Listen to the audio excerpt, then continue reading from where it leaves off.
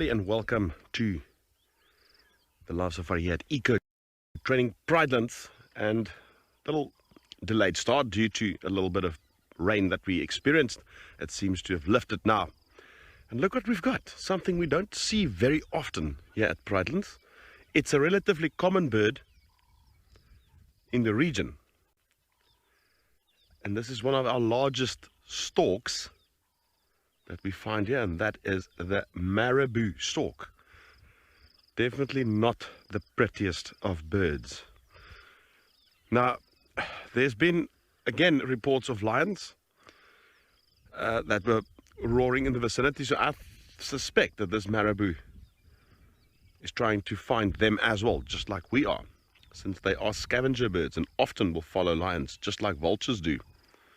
Anyway, my name is Chris Erasmus, and with me on Camops is Panda Glitz. And like I mentioned, this bird is a scavenger, and it's a little bit of a, we've referred to as convergent evolution, where it's developed very similar features in terms of flight and wing structure to vultures.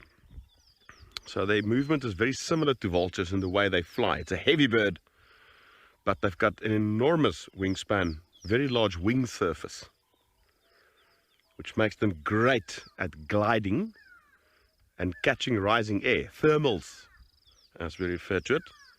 But they're not great flyers as such, meaning the actual wing flapping and so forth. It takes a considerable amount of energy for them to sustain flight other than gliding.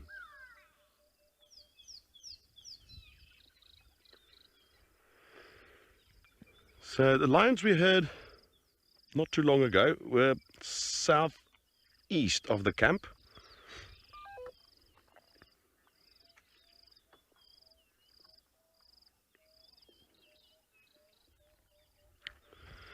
Elijah, good morning, and Elijah's asking a fantastic question. They're asking, why do they have neck sacs?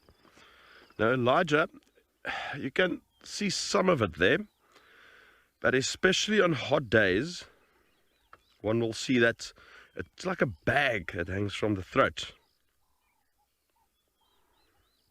and referred to as a bulbous sac.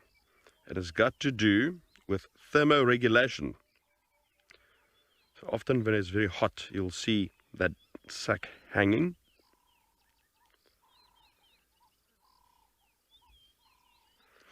And when it's cool like now, it will be retracted. So the theory there is that it's lined with a network of superficial veins, and by exposing it, it creates a larger surface area for heat to radiate out. So it's literally like a radiator of a car.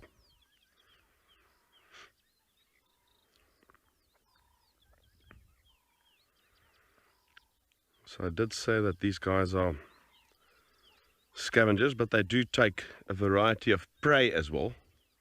Frogs, snakes, actually anything that they can overpower.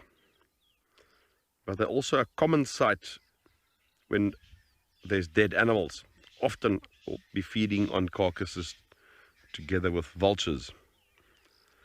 The problem that they sit with, they don't have that sort of raptor-like beak that vultures have to tear pieces of flesh.